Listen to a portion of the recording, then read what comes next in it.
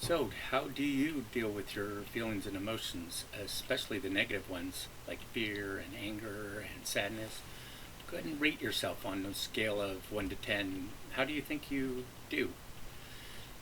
More importantly, and as importantly, is what do you do with your feelings and emotions? Are you shut down and stuff everything inside of you, or do you have like one big emotion like anger or fear that underlies everything you do and it keeps coming back over and over again, even you can't really stop it? Or are you a drama queen and you're up and down in every which way and things are horrible or they're so amazing, or you just have gobs of emotions running around all over the place? Bottom line, do your feelings work for you or against you? Do you control your feelings or do your feelings control you? That's the biggest point. Are you feeling powerful in that area, or kind of like a victim and this mushy stuff inside is, we don't know what to do with it? So my name's Matt Perlstein.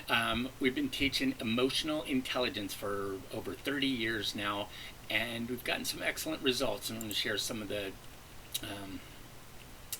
with you. We call it EQ compared to IQ. IQ is your left brain, smarts, knowledge, intelligence, logic, reason, boom, boom, boom, boom, boom, sequential thinking. Your right brain, on the other hand, is emotional, creative, where your sight and your sounds and your smells and your tastes and your feelings and your creativity all is your right brain. Your parallel thinking, your outside of the box, is all over in the right brain. Well, as a society, we generally are much more focused on the left brain, and we are not so much focused on the right brain. So let's talk about that. So we start off actually as babies with very good emotional intelligence, totally in touch with our feelings. When we're happy about something, we coo or smile or just sit and learn and process the world and our environment of what's happening. When we're unhappy, like hungry or angry or tired or wet or need a hug or whatever, as a kid we would tell our parents in some way, probably cry or be unhappy, and we would express it. And then once it was over, once we got our needs met, we're done. We're done with that. That feeling kind of dissipates, and we go back to being pretty up and happy. Most kids or little babies are pretty okay, mostly, unless something's really wrong. And that's a wonderful thing. However, then our environment kicks in, and what if our mom or dad is not comfortable with their own feelings?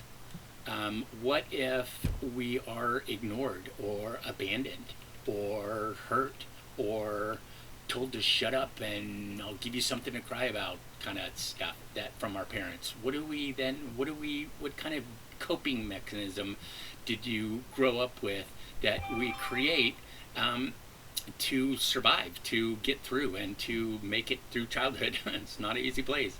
Way to go. So especially the negative feelings, what do we do with them? We probably didn't learn it quite effectively or efficiently from our parents. We probably didn't learn it much in school. Teachers didn't teach it back then. Nobody wanted to talk about it, and it becomes kind of this mushy thing that everybody goes through, but nobody talks about it. And everybody's got all these feelings happening inside of them, but we don't want to talk about it. We don't know what to do with it. We just figure it out on our own to survive. We adapt and we change, and we, whatever our environment is, we adapt to it, and we are socialized to not feel and to not express our feelings, and so we stuff them down inside usually. Nobody talks about them. You ever had your parents say, "So, what is it that you're angry with me about? What might you be disappointed in my parenting techniques?" Ever had that happen? I haven't. And I don't know too many people who have. So what do we do? What do we do with all these feelings? We don't learn about them. We don't talk about them. How are we supposed to learn? Well, as it turns out, we learn through this thing called the School of Hard Knocks. Means we figured out on our own. We we have to survive. So we try stuff and we go, oh, that didn't work. Wow, that was painful. I don't think I'm going to do that again. And we practice. We're going through life. We go to school and we have to deal with other kids. The playground is probably one of the harshest environments on the planet, and we do the best we can with what we know, but we don't know much about what's happening, so we just have to figure it out on ourselves. And sometimes it can be extremely painful, and often we end up creating very dysfunctional and ineffective coping mechanisms and emotional processing that doesn't work very well. But we do the best we can, and we can't talk about it. We don't read about it. We don't hear about it. We don't listen. You just do the best we can. So the good news is that since we've been now teaching this for quite a while, and since it's now a much more popular subject, and since there's been tons of research to show what works and what doesn't work scientifically and evidence-based, proving, then we now can teach that, and we now can show kids, and we now can talk to each other, and now we can figure out how to deal with our feelings and emotions in effective ways, in powerful ways, in ways that work for us, in ways that keep us from having the same feeling over and over again and getting stuck in some place that we can't get out of. And it's good news. There's very good things happening, and emotional mastery is now a very real possibility, and a lot of people and a lot of kids and a lot of adults are getting better and better at dealing with their feelings now that we know more about them. May not seem like that in the world today, but in my opinion, we are definitely getting better at it, based on me watching things over all these years and dealing with all these people. So that's the good news. Speaking of that, let me back up just a little bit and give a little I probably should give a little explanation, because first off, I got this weird bandage on my neck, and second off, I got this purple hair thing going on, and you're probably wondering, what the heck, dude? Well, it turns out that I have bone marrow cancer, and I'm in the middle of treatments right now. So we've been doing chemotherapy for about 5 months, and it's going very well, I'm happy to say. I don't have very many symptoms, so I'm extremely lucky and extremely fortunate and extremely blessed, in my opinion, that, I've seen, oh my gosh, I just got out of the hospital yesterday. In fact, that's what this bandage is still for. And some of the people in there, I've got it good. Let me tell you, I've got it good. Some of the stuff that people go through is just unreal. It's almost unimaginable, but people do it.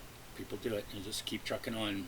And what do they do with their feelings? What do you do with the fear? I was talking to the nurses. I'm like, what do you do with they have kids. They have little kids that have bone marrow cancer, and they have to be on these machines they get a catheter in their leg, and then they have to sit still for 4, 5, 6 hours at a time.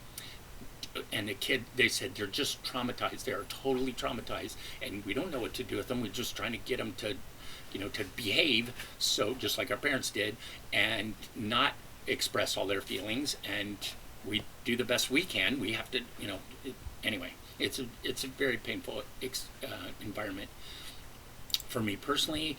Wow, this has been such an amazing opportunity to walk the talk, I guess, and find out what, I think I know something about all this. Well, let's see, buddy boy.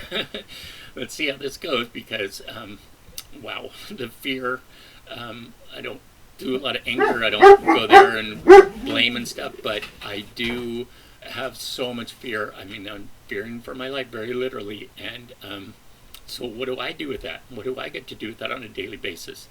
The next part is going to be very, very difficult. That's why our next class is until January, because I'm going to be in the hospital for the next month and getting through all this, and I'll be fine, I think, in my opinion and the doctor's opinion. So I'm excited about that, but I'm also, wow, this next part, I'm not going to have any immunities at all, and so I have to be in like the super clean quarantine situation for a while, and after I get out of the hospital for a month.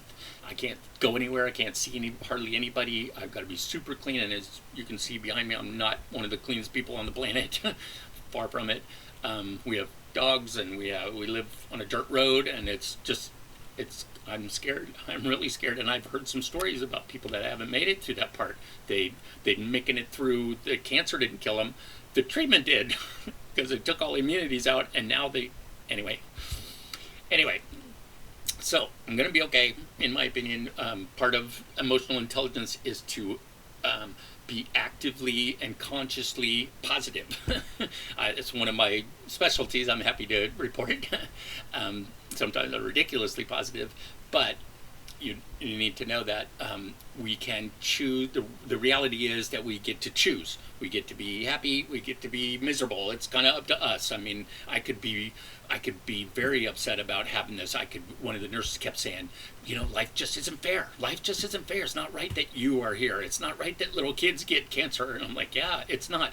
But if you're resentful and you believe that life isn't fair, then that's going to create a bunch of emotions in you, and you're going to start look at things in a negative point of view, and it skews things. And the good news is it's your choice. So I choose not to think of the negative stuff. I choose to think of the positive stuff. I feel very lucky that I don't have bad cancer. I just have cancer.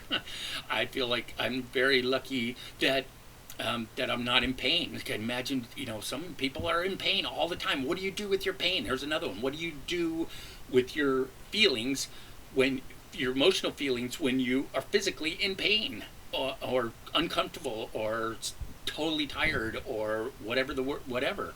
What do you do with that?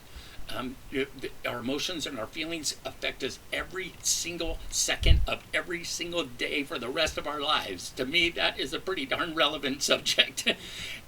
We have thoughts, we have feelings. We can control our thoughts some, but man, if we can't control our feelings, we're in trouble. So, growing up, I didn't know how to do them. I didn't used to feel much of anything. My parents didn't know about feelings. Their parents didn't know about feelings. My parents were pretty loving, and they just didn't know.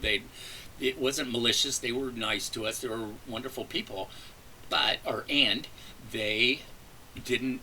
My dad. I asked him, and he said, "Hey, my dad. He wouldn't know a feeling if it slapped him upside the head." Was his exact words, and that's really true. He was an attorney in Brooklyn, New York. Tough environment. Some of the family's mafia. They were scared a lot. There was a harsh environment, and they did the best they can. So my dad did the best he could. So he raised us with what he knew, which was very little. And so here I go. So I was pretty darn clueless as a kid. And when I figured out some of this stuff, I thought, well, let me put it this way. I used to go to the psychiatrist in 6th grade. I used to go get out of gym class in 6th grade to go to psychiatrist. Try to explaining that to your friends. Anyway, I was a mess. I was completely shut down. I was completely scared a lot. I had no idea how to deal with stuff, and I was very naive. I was very withdrawn, scared, didn't talk much. They had no idea what was going on with me. Cried a lot, that kind of thing. Anyway, it wasn't pretty, and I didn't know because I didn't learn, and they thought there was stuff wrong with me. I thought I grew up thinking there was stuff wrong with me, and there was.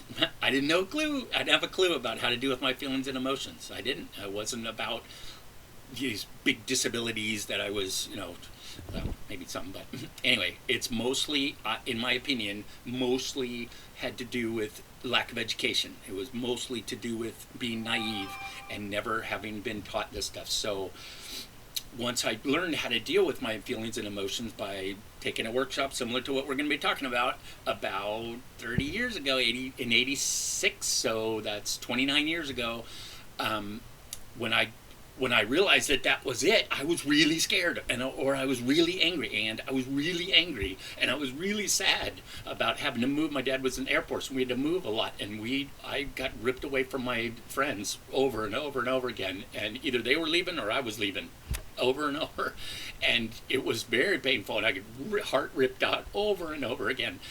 I end up, what do you do once you get hurt enough times? You start shutting it down. You start, disconnecting, and you create this external persona that is not really real and not really healthy, and it doesn't go well. So a lot of times it ends up in adulthood with all kinds of problems that you can probably imagine. So after 30 years or so of dealing with this, we have come up with some steps, real simple steps. To me, I'm not that smart, so I try to keep things really simple. And some of the steps are 3 steps, 4 steps, 7 steps, right? Real simple, real simple. So, and one of my goals in life is to tell everybody about that. It's just feelings. The feelings are super important. Please, please, please focus on your feelings and emotions. You don't have to live there, but they're there, and they're not going away. And every damn decision that you make, every single one, is based on at least one thought, left brain thought, and at least one right brain feeling. We know about our thoughts. We don't know squat about our feelings. And so we're not getting all the information. Our body gives us great information. Feelings are a wonderful thing, even the negative ones. Hello. The fear is a way of your body telling you to pay attention, look out, warning. It may or may not tell you to stop. It may or may not tell you to run. That's what you decided from that. But the fear itself, the pure fear, is a wonderful thing. It's a wonderful indicator and warning sign for us. Little bit of fear, big fear, whatever. We need to know this stuff, and we need to pay some attention to it. I can go on and on. Anger, same thing. We need to know. That means something's not going right. This is not okay with me. We need to know that. We need to have boundaries. We need to say this is good and this is bad. We need to know this stuff. So it's really, really, really important that we deal with our feelings, positives and negatives.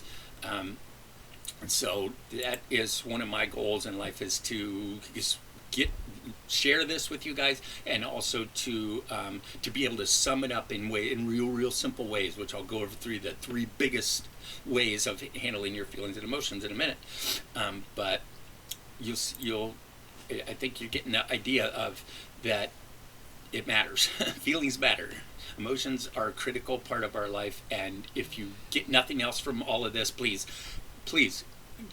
just listen to them. Just the first step, by the way, is awareness. So just be aware. Just listen to yourself, to your own body. You're not like, oh, no, I'm not scared. No, I'm not afraid. No, I'm not angry. Like, come on. You probably are, and it's okay. You probably are, and it's okay. If you know how to deal with it, if you can understand it, if you're not scared of them. Most people, if you don't know about your feelings, they're afraid of their feelings, which means I was afraid of me. What a horrible feeling. I was afraid of me, for real. More than anything in life. I didn't know how to deal with me. And so here we go. So how